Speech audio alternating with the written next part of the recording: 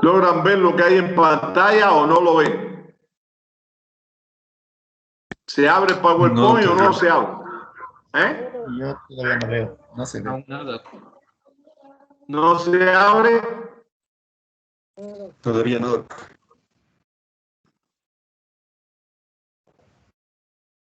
Parece que yo tengo problemas con el internet. El otro grupo, el presidente lo proyectó. Yo se lo mandé al presidente. ¿Lo puede proyectar usted, presidente?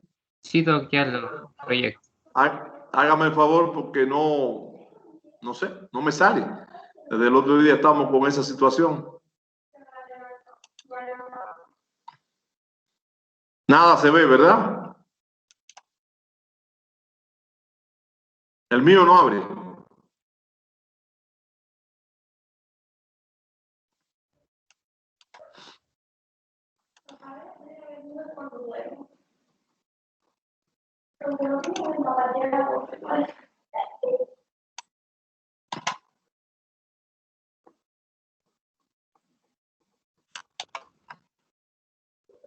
Doc, no sé. ¿No se ve? El mío no se ve. ¿Están abriendo de ustedes? Muy bien. ¿Lo ven todos?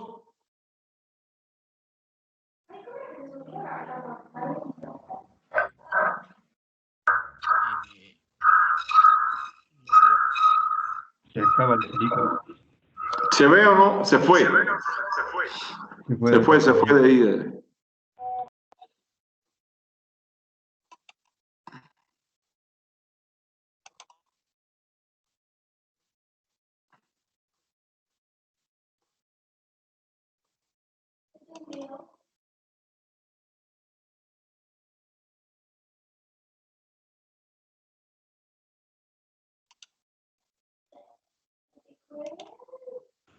No sé si ahí se ve, Doc.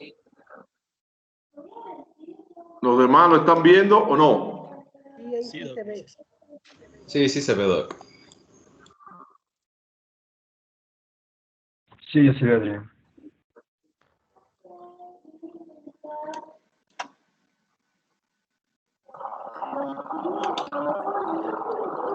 Bien. Concepto de pistas. Tienen que tener claridad que es la salida de sangre al exterior, ya sea por la vía anterior o por la vía posterior. ¿Qué quiere decir? Por la narina, la parte anterior de la nariz, o por las guanas, que es la parte de la nariz. Toda la sangre que provenga de la nariz y sus anexos, pues que salga al exterior, se llama una epístasis. ¿Estamos claros todos? Se presenta en un alto grado de prevalencia de un 10 a un 12%, es alto, es un proceso que es muy común en la vida cotidiana. Tiene dos picos grandes en la vida de 15 a 25 años y sobre todo a partir de los 45 años en la tercera edad es mucho más frecuente. Y tenemos que saber que la epístasis, gracias a Dios, es un proceso que generalmente se resuelve sin ninguna dificultad, es un proceso benigno, pero en algunas ocasiones se convierte en un proceso severo, con gravedad extrema, que puede comprometer hasta la vida del paciente. Por eso tenemos que tener mucha claridad como médico general que vamos a enfrentarnos a estos pacientes y que nos van a llegar a nosotros como médico general todos o la gran mayoría a emergencia, a su consulta. Ahí es donde van a llegar y ahí es donde ustedes lo van a resolver sin necesidad de llamar a un especialista. Si ustedes quieren aprender, si quieren dedicarse de verdad a la medicina y estudiar, eso lo resuelve un médico general. Depende de su interés. Continuamos.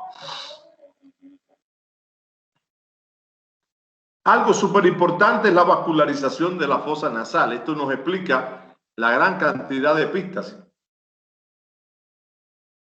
y nos va a explicar la conducta que debemos hacer. Cuando hablamos de anatomía, al principio hablamos de la anatomía de los cartílagos, hablamos de hueso, de las fosas nasales, de la pared interna, la pared externa, de las funciones, pero no mencionamos la vascularización para dejarla para hoy.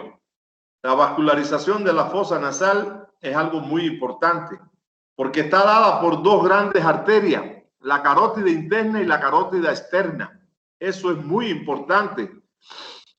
Tenemos que tener presente que de las dos carótidas, la más importante que lleva vascularización a la nariz es la carótida externa. Nunca lo pueden olvidar.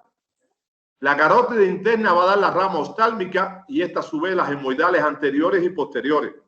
Esto es una vascularización que va a estar por la parte superior de la fosa nasal. Va a vascularizar esa parte.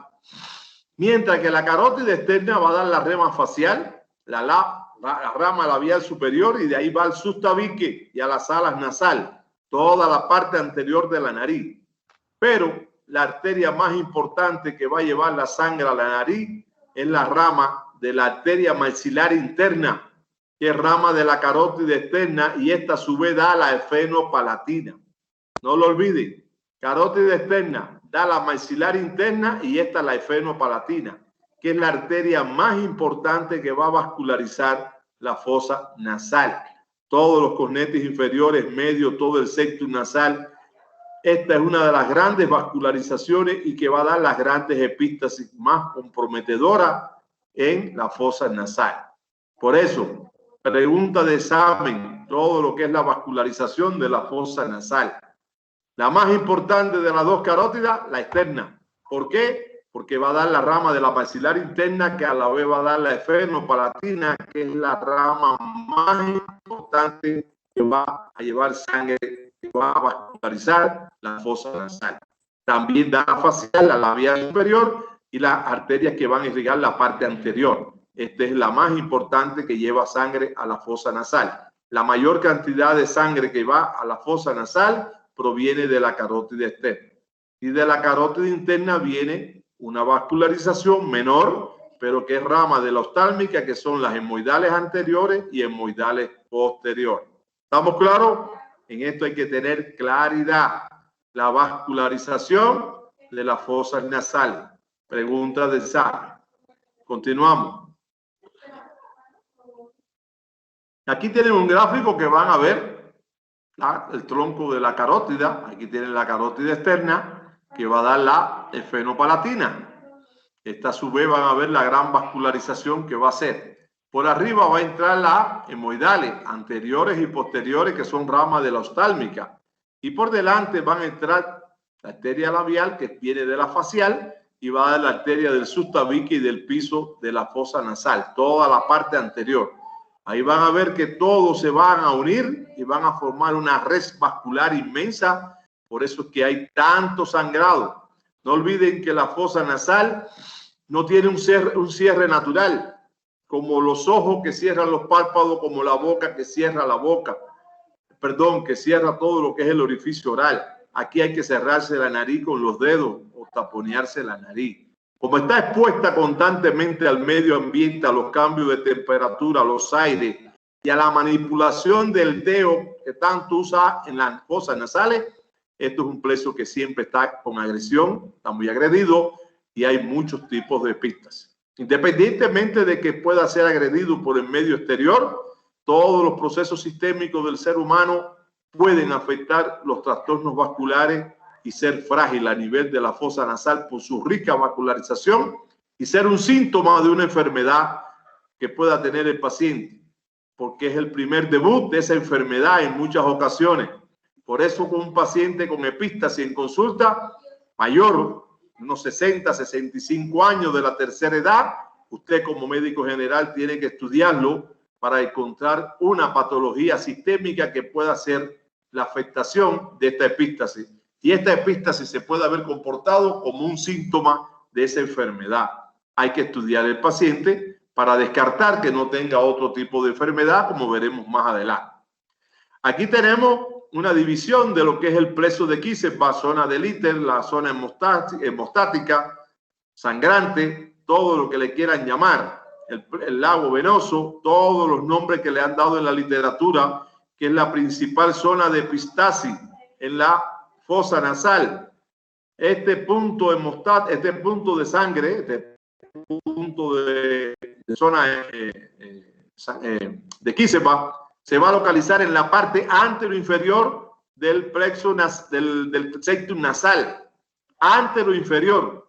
Es decir, que el plexo de Kísepa o la zona epistógena, que es como también le llaman, común para que nadie tenga que aprenderse nombres extraños, la zona epistógena se va a localizar en la parte anteroinferior. Y esta zona epistógena está dada por la confluencia de todos los vasos de las hemorroidales anteriores y posteriores, de la esfenopalatina, de la subtabique, todas confluyen en esta área y por eso es un área ricamente vascularizada y muy sangrante, donde se localiza la mayor parte de las epístasis. ¿Estamos claros? Continuamos. Causas o etiología de las epístasis se dividen en factores locales y generales o sistémicos. Locales, todos los traumas. Traumas que pueden ser automovilísticos, traumas externos, traumas internos, puñetazo, golpe, y ahí están todos los traumas externos. Traumas internos, todas las técnicas quirúrgicas que se puedan hacer dentro de la fosa nasal o Levin, manipulaciones de sonda, todo lo que traumatice por un tipo de proceder quirúrgico dentro de la fosa nasal. Un trauma muy común en los niños, el autotrauma. Con el mismo dedo se lastima la fosa nasal, típico de los niños, el autotrauma. Los tumorales, todos los procesos vasculares, la angiofibroma, todo lo que es trastornos de tumores vasculares, pero no solamente tienen que ser un nasofibroma, un angiofibroma, también los carcinomas epidermoides, todos son procesos que pueden provocar sangrado a nivel de la nariz de causa local, porque se van a localizar en la fosa nasal. Causa infecciosa, todos los procesos infecciosos que dan secreciones, mucosidad, costra, pueden lastimar la fosa nasal y dar trastornos de epístasis, como son los catarros a repetición, de las infecciones, de las iras, pueden dar epístasis. Los pacientes que soplan fuertemente la nariz para querer sacar estas secreciones se convierten en traumáticas y rompen las fosas nasales y sangran, porque quieren soplar la nariz de una forma tal que quieren arrancarse hasta los cornetes.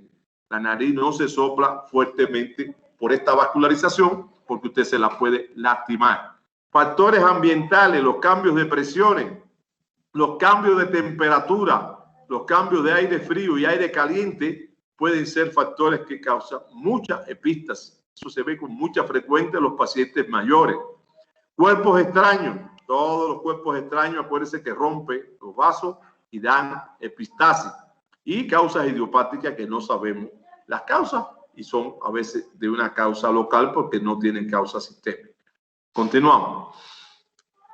Tenemos una gran gama de causas generales o sistémicas, como van a ser todas las infecciones, procesos infecciosos, como yo les había dicho, la gripe, la fiebre tifoidea, reacciones neumónicas, todas las neumonías pueden dar epístasis. Todos estos procesos infecciosos pueden dar epistasis, no lo olviden.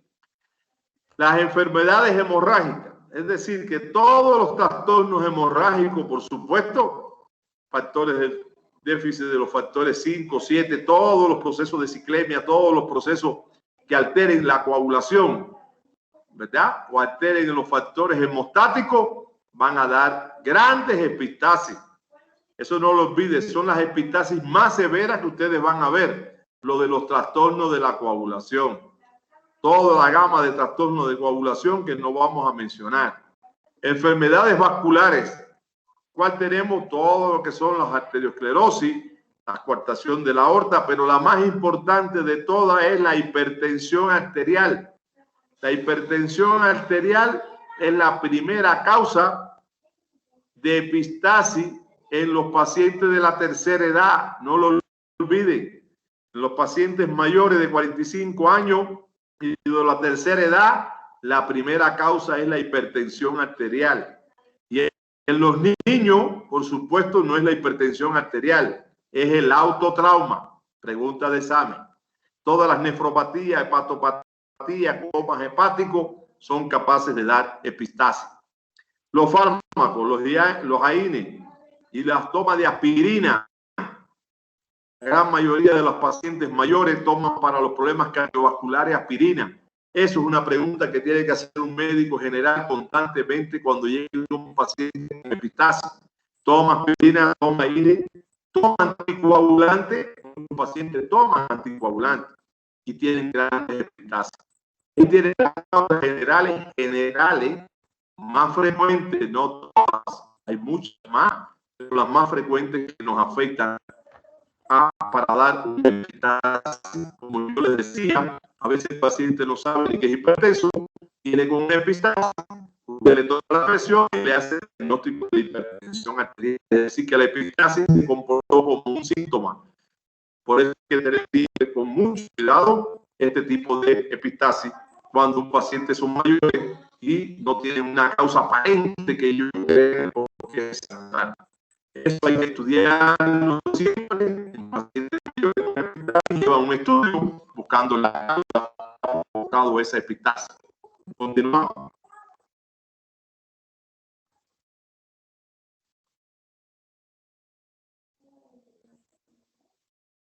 Seguimos.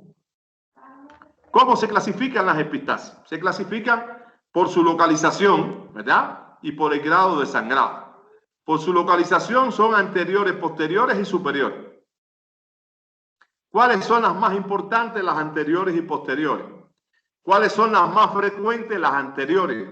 Las anteriores provocan epistasis leve, no lo olviden nunca, del plexo de Kísepa o zona epistógena. Y las posteriores provocan epistasis severa. No lo olviden nunca, viene de la arteria efenopalatina, de la arteria más importante que vasculariza la nariz y entra por la naso, por la parte de atrás. Por eso se dice que son posteriores cuando se lastima esa arteria. Eso no lo olviden. Anteriores son las más frecuentes, pero las más ligeras. Y posteriores son las severas.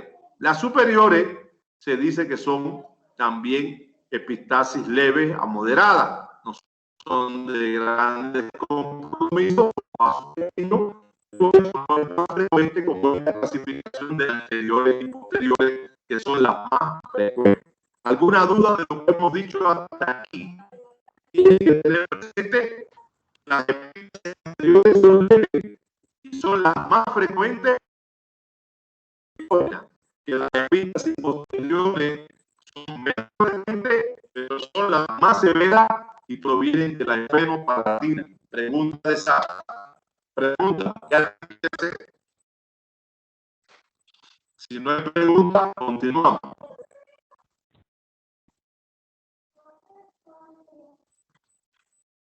Doc, Dígame. sabe que estábamos debatiendo al principio que no se debe sacudir la nariz fuertemente. En este caso, en vez de la sacudida, lo que hacen algunos pacientes que en vez de sacudir hacia adentro, o sea, hacia adentro con inspiración. No le escuché bien. Que usted dice que la sacudida puede hacer ¿qué?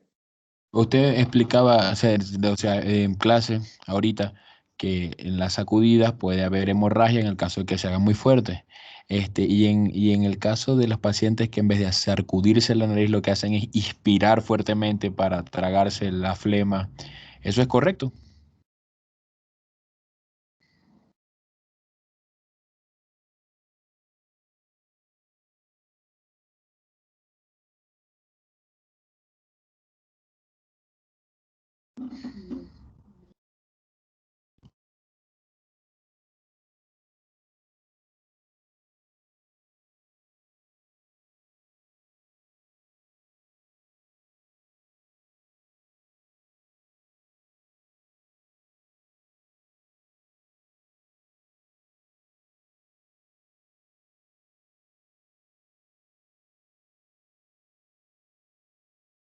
Se fue el doc.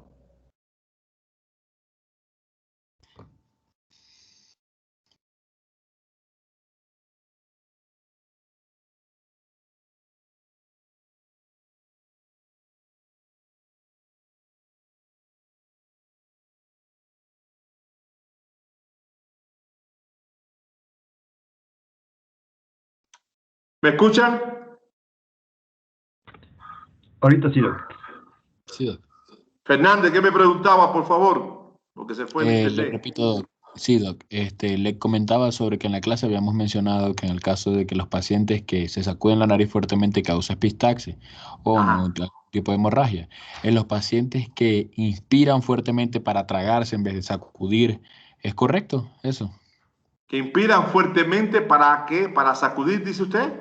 Sí, sí, pero en vez de hacia afuera lo que hacen es inspirar para tragarse la flema, literal. Claro, claro. Mira, todo es dañino porque la inspiración lo que va a dar son problemas de sinusitis y de otitis. El gran problema. Porque va a subir las secreciones para los senos y por la trompa a los oídos. No se debe hacer. Eso no se debe hacer. Se debe soplar, pero moderadamente. Por eso se echa el suero fisiológico, se lava la nariz y usted sacude. Pero no puede sacudir fuertemente a querer sacar, como usted oye a veces, que parece una trompeta, el paciente soplando porque él quiere sacarse lo que tiene en la nariz. Eso está incorrecto.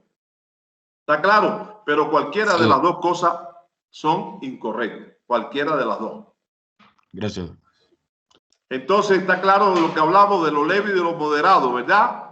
Y de lo severo, que es ahora lo que vamos a hablar. Ya hablamos ahorita por las localizaciones anteriores y posteriores.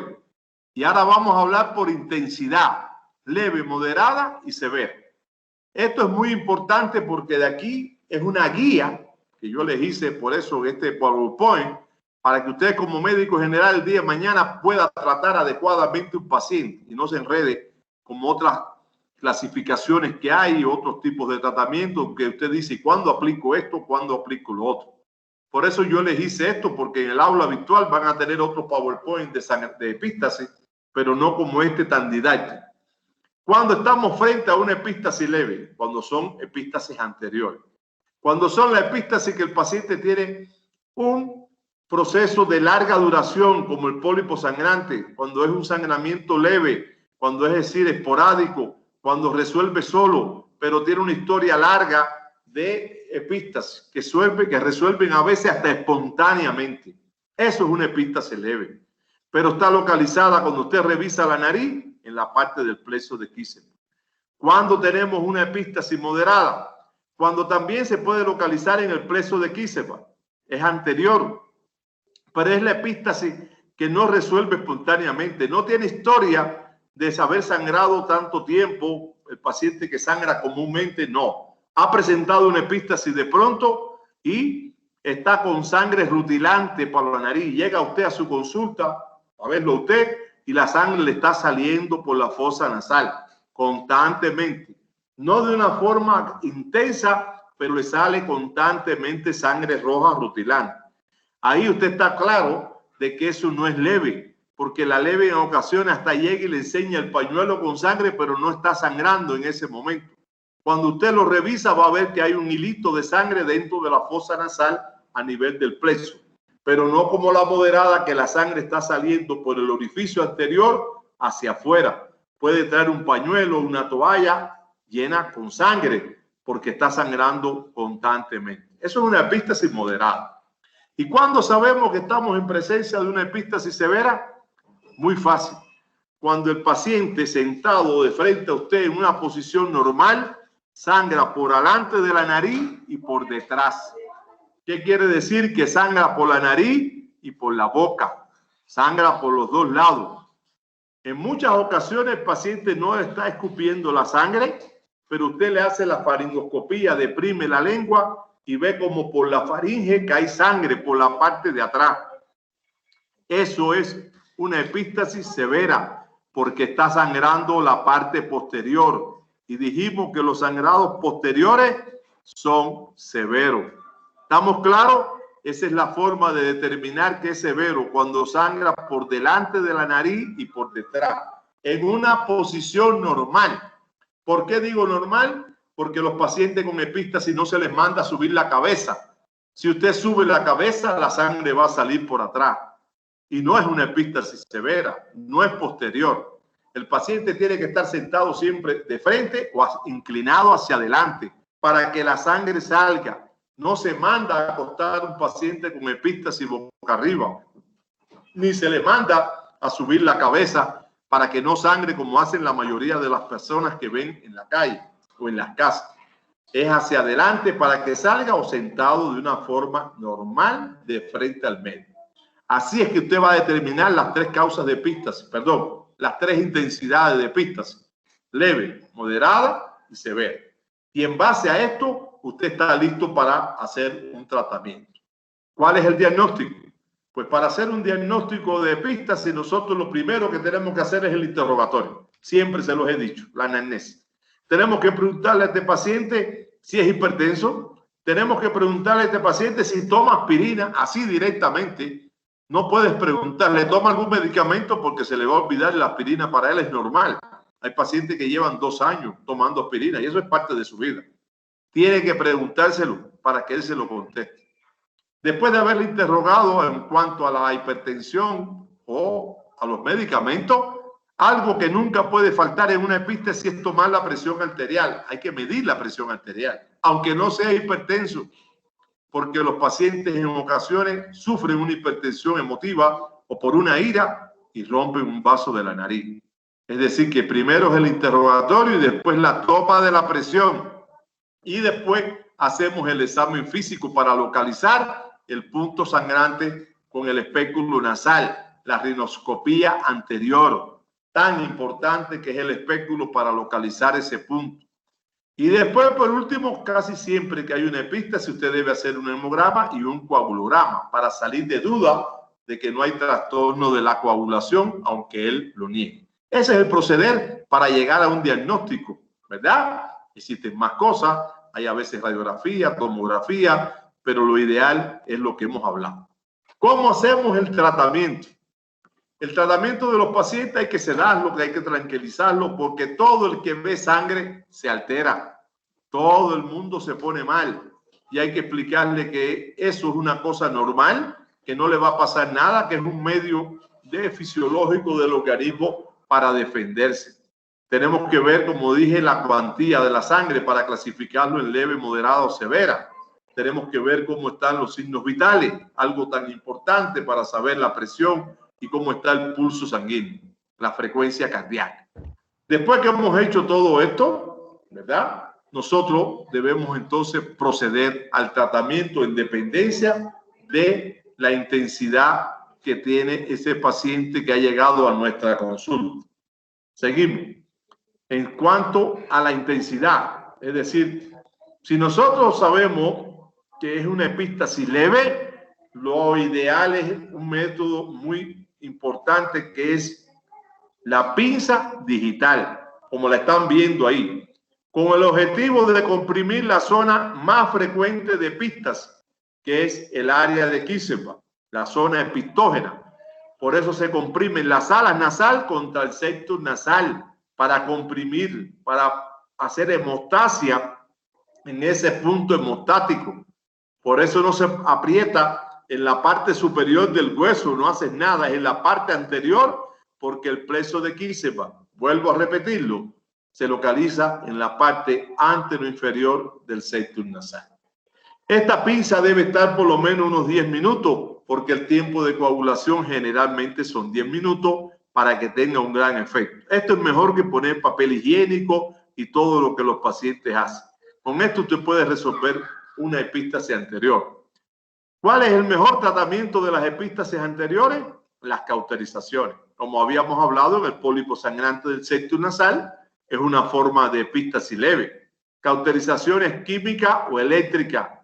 Química, nitrato de plata o el ácido tricloracético, y eléctrica, el microcauterio que pueda haber en un área de salud.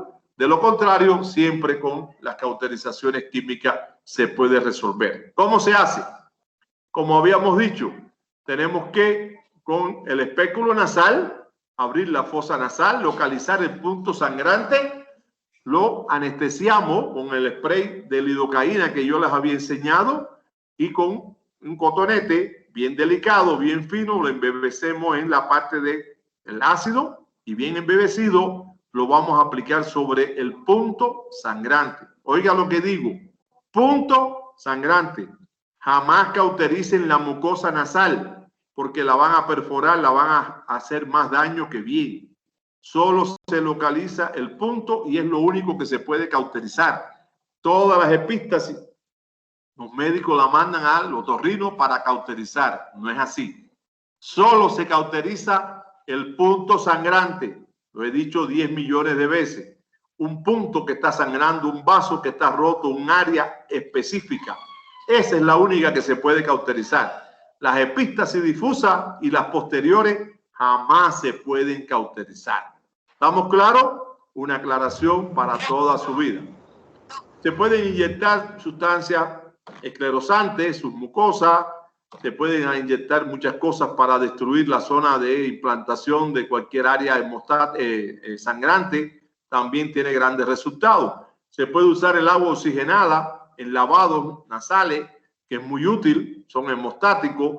Y una de las cosas más útiles que hay cuando el paciente no es hipertenso es el Afrin o la oximetazolina, que aquí hay un algodón embebecido, es un vasoconstrictor y resuelve muy fácil las epístasis leves, con mucha facilidad. Eso es una forma de usted enfrentar en su consulta una epístasis leve. Continuamos.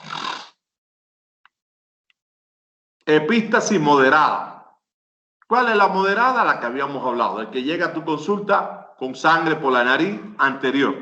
No pierdas el tiempo cauterizándolo, no pierdas el tiempo lavando la nariz, que no vas a hacer nada. La puedes lavar si quieres localizar el punto específico. Ni pierdas el punto cauterizando, que nunca va a resolver, porque ya esa área es grande la que está lesionada. Eso lo van a hacer ustedes millones de veces. Tranquilidad para tu guardia, tranquilidad para que el paciente duerma toda la noche, porque casi siempre vienen de noche. Hágale un taponamiento nasal anterior. En las epístasis moderadas, el taponamiento es anterior. Se pone una gasa embebecida en vaselina con una pinza. Esta es la de bayoneta que yo le decía, para que no perjudique la entrada de la luz. Sí es muy necesario un espéculo nasal, pero de no tenerlo, tienen que introducir las gasas con una pinza de disección o una mosquito. Usted introduce las gasas dentro de la fosa nasal para provocar la hemostasis. Si cuando haga el taponamiento de la fosa que está sangrando sigue resumando sangre, tiene que taponear la otro orificio para que entre las dos gasas que han entrado en los dos orificios compriman el septum nasal y entre los dos haga una mejor hemostasis. Si con un taponamiento de una sola fosa nasal resuelve, bienvenido sea. Pero no lo olvide, en muchas ocasiones usted hace el taponamiento y ve que sigue saliendo sangre por la parte de abajo. Menos, pero sale. No olvide, hágale taponamiento de la otra fosa que está libre, porque es un cartílago que se mueve. Y cuando usted hace taponamiento bilateral, no hay forma de que sangre de nuevo. Esa es la conducta de la epístasis moderada.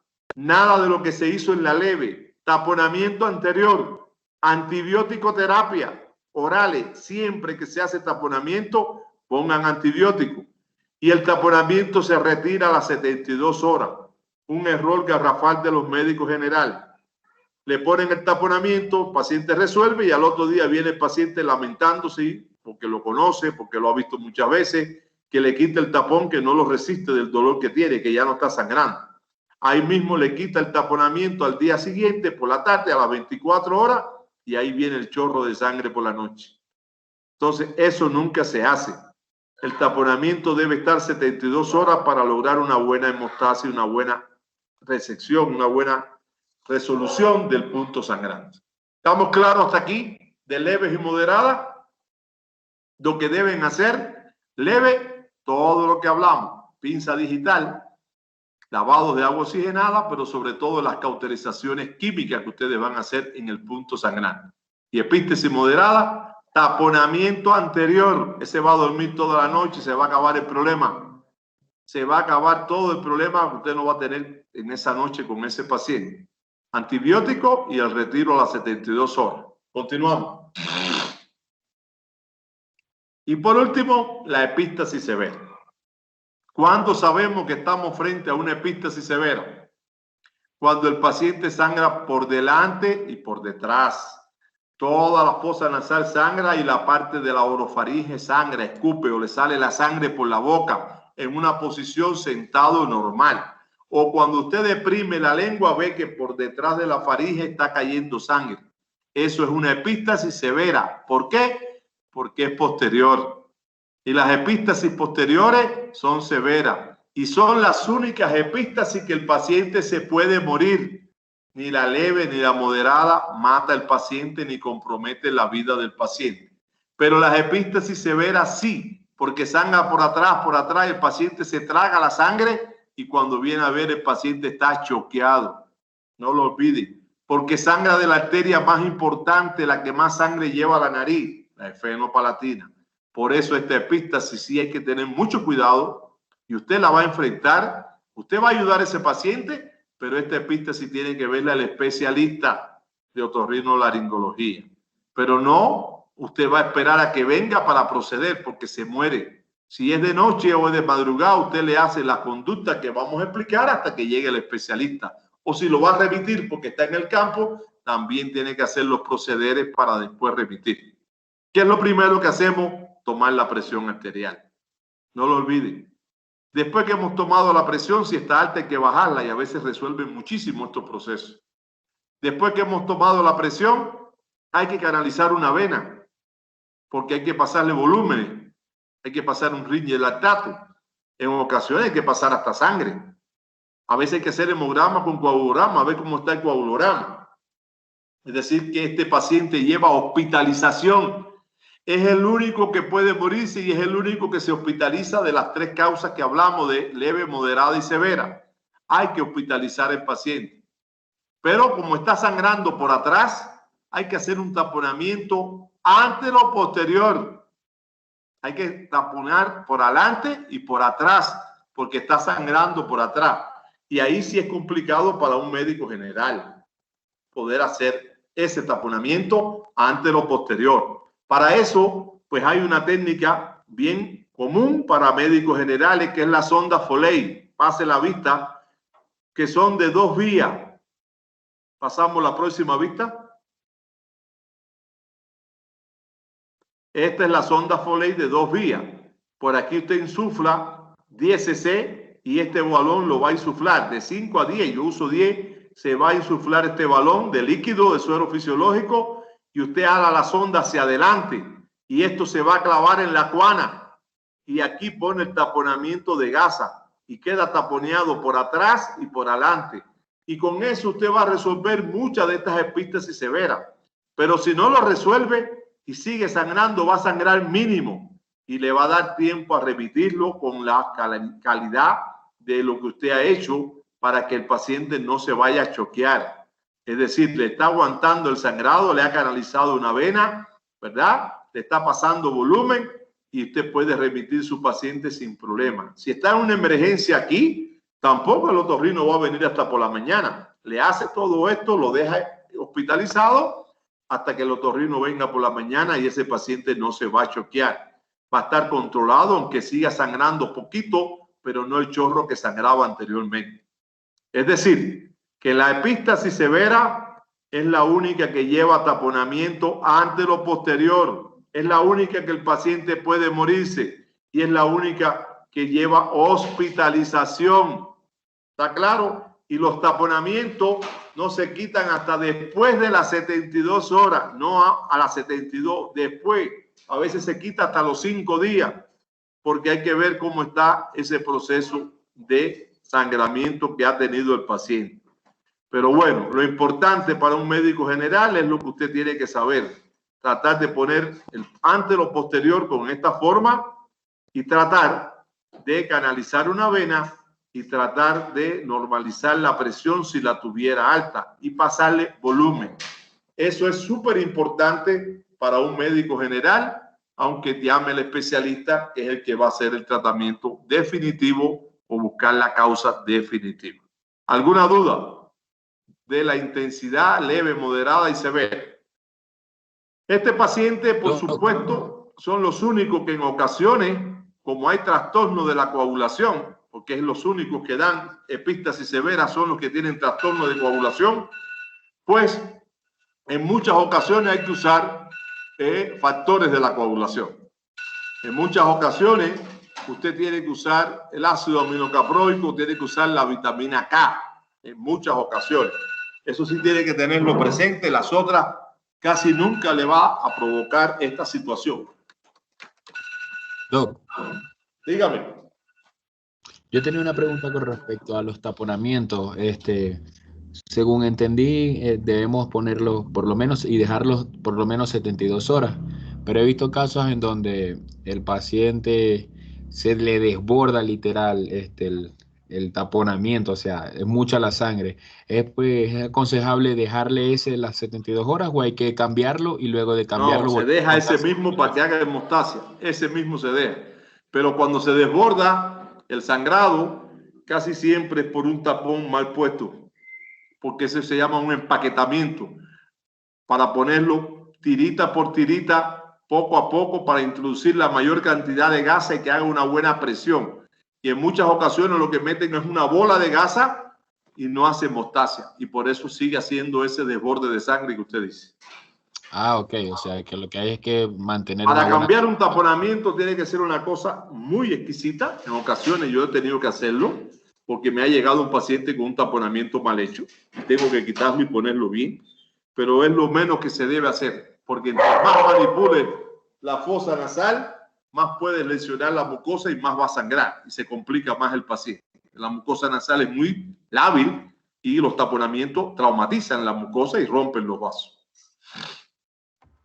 ¿Estamos Entiendo. claros? Sí, o sea, lo que debemos es tener una correcta técnica de taponamiento. Es lo ideal, pero si se embebece mucho y no sale la sangre, lo que está es manchado, aunque esté bien manchado, no lo toque, que él va a hacer hemostasia. No lo toque.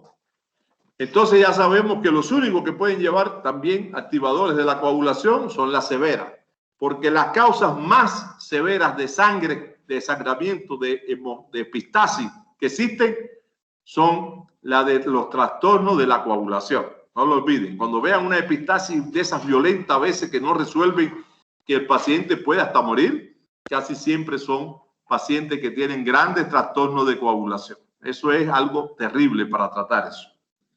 ¿Alguna pregunta? Doc, yo tengo una duda. Dígame.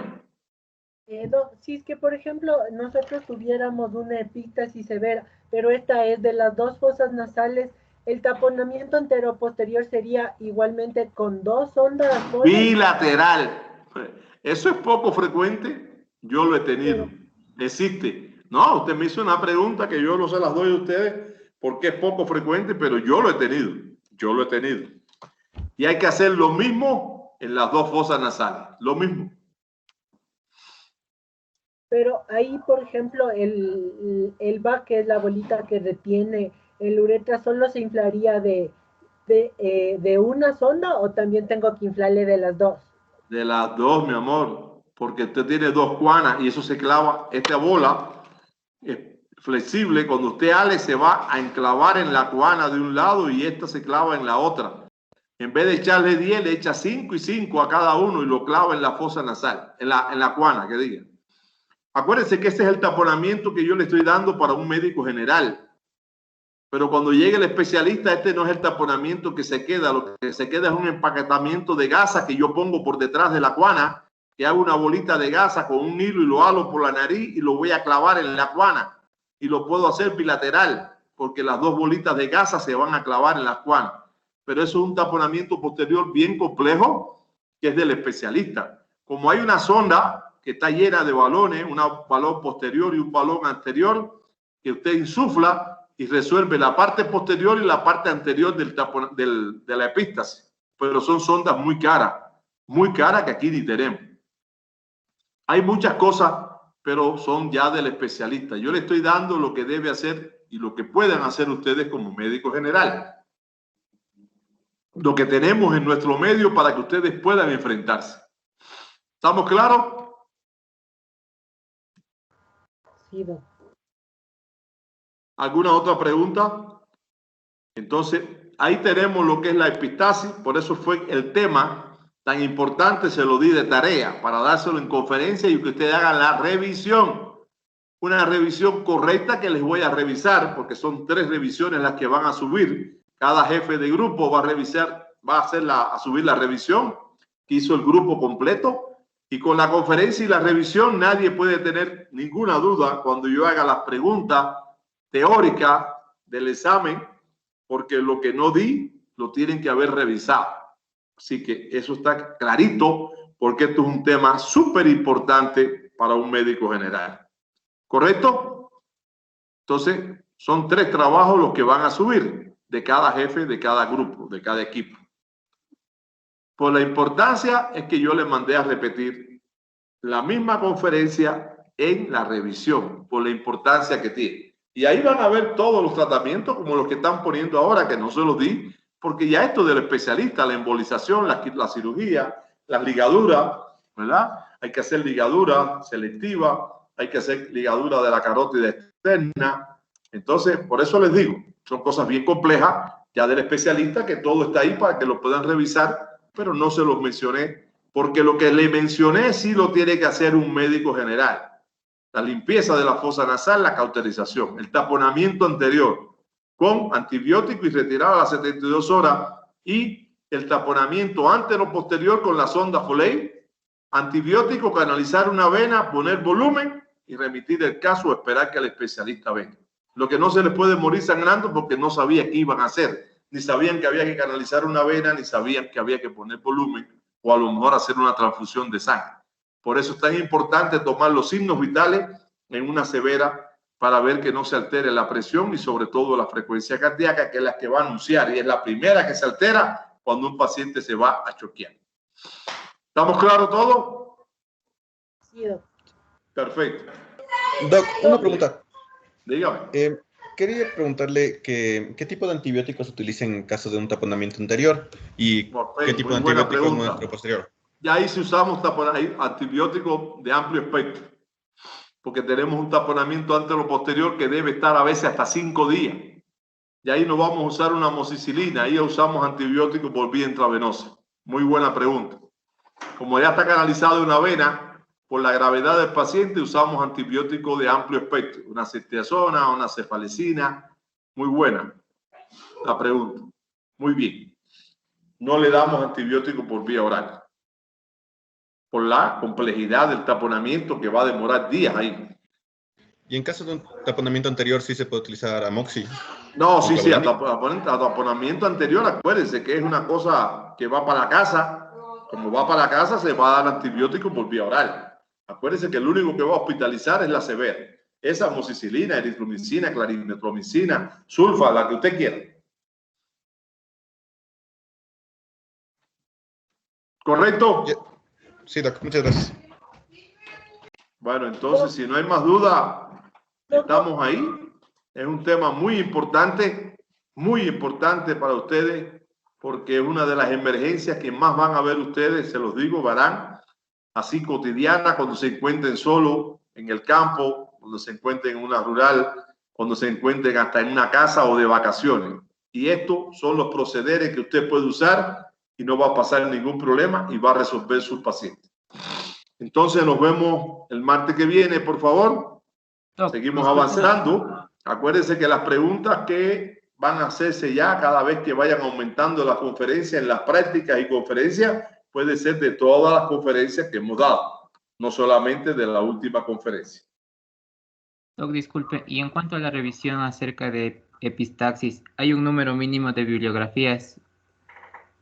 Bueno, depende de las revisiones que ustedes hagan, pero nunca puede haber menos de 10 bibliografías. Ya, gracias, doc. Porque es una revisión amplia, es un tema que hay tanto, pero tanto en la literatura y sobre todo en las cosas que deben de buscar, que son revistas de alto impacto, cosas modernas, porque es una revisión, aunque no lo podamos hacer nosotros, porque no tengamos los medios, pero tenemos que conocer. Para eso les di como revisión. Por eso les digo que yo voy a revisar y es por equipo para que cada cual se divide y haga una buena revisión de epistaxis y se la tienen que saber todo el equipo. No es que yo voy a revisar las causas y el otro va a revisar el tratamiento y yo no me sé el tratamiento porque yo hice causa. Eso es un problema de ustedes. El que se está engañando son ustedes. Por eso les digo, la revisión debe ser en equipo y en equipo deben de revisar todo lo que hicieron para que se lo sepan y tengan una idea de lo que han hecho. ¿Correcto? Sí, doc, gracias. De los activadores de la coagulación, ¿cuál yo podría ¿Cuál qué? usar? Porque yo, de lo de cuando usamos los activadores de la coagulación, ¿cuál yo usaría en ese caso? ¿Cuál va a usar? Imagínate, hermano. Para eso tienes que tener un estudio del coagulograma para ver qué patología hematológica tiene. Si es un problema hepático, se usa la vitamina K. Si son trastornos periféricos, se usa el ácido aminocaproico. Pero generalmente se usa mucho el ácido aminocaproico, pero tienes que estudiar el paciente para ver cuál es la patología hematológica de coagulación que tiene el paciente. Eso te lo va a dar el estudio que tú hagas. ¿Está claro? Pero cuando no tengas nada de estudio y quieras usar uno, puedes usar el ácido aminocaproico hasta que llegues a estudiar el paciente. No, es que yo he visto que a veces cuando tienen, por ejemplo, una epístasis muy prolongada, también les ponen vitamina K. Pero ya te dije, ya te expliqué que la vitamina K es cuando hay trastornos hepáticos que no se producen los factores de la coagulación. No es que pones, como tú viste, tú vas a ver muchas cosas, pero está mal hecha. Porque todo tiene una explicación y tiene una justificación. Y la vitamina K es para ayudar a la síntesis de los factores de la coagulación a nivel del hígado. Entonces, si tiene una cirrosis hepática, entonces sí. Pero si tiene una epístasis que sangra cada rato y usted le pone vitamina K sin estudiar el proceso hepático, estás haciendo una cosa garrafal. Eso no es así. ¿Correcto? Todo lleva su estudio para que justifique lo que vas a hacer. Ya, Doc. Está bien. Doc, yo tengo una duda, decía... Dígame.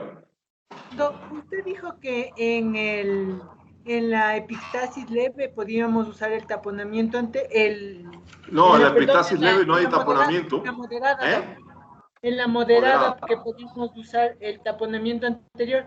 No sé si escuché mal, era con una gasa con vaselina. Claro, no puede poner algodón, tiene que ser gasa.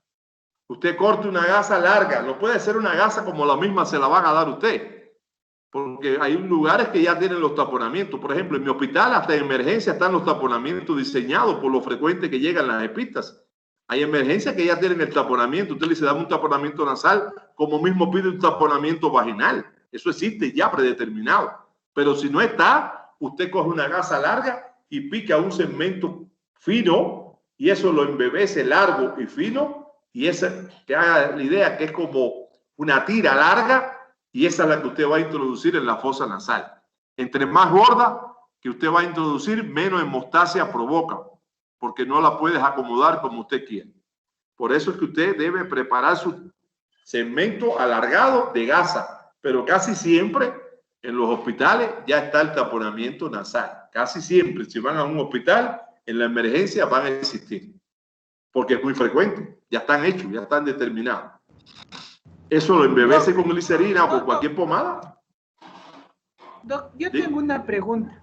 Cuando yo estaba en el colegio me dio una epistasis, podría decirse que severa, porque tenía sangrado tanto anterior y posterior, pero a mí no me pusieron ningún taponamiento ni nada. Lo único que me pusieron fue vitamina K y paró de una. Y de ahí ya me mandaron a la casa sin antibióticos, sin nada. Bárbaro, alégrate. Mejor. Es como que él tiene un cáncer, se opera y se cura. Son pocos los cánceres que se curan. Pues tú te salvaste, no hay problema, mejor. Pídele gracias a Dios que no hubo que ponerte un taponamiento antero posterior. Perfecto. Tu caso es un caso de esos que hay en la vida. Tú fuiste una excepción de la vida. Como todo hay en medicina, que están todas las excepciones de la vida. En eso no hay problema ninguno. Acuérdate que la mayoría de las veces en medicina, cuando hay cosas que son inverosímiles es porque son mal diagnosticadas.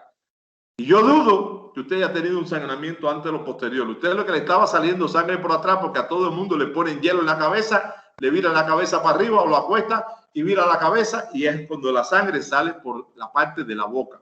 Pero si usted tiene una epístasis posterior que es por un daño de la efenopalatina, y usted le ponen una vitamina K, hace gárgara con la vitamina K. Nos vemos, los quiero mucho. Nos vemos la semana que viene, que ya estoy cansado. Estoy hablando de las 6 de la mañana. Los adoro. Cuídense y estudien. Chao. Muchas gracias, Doc. Buenas noches. Gracias, Doc. Gracias.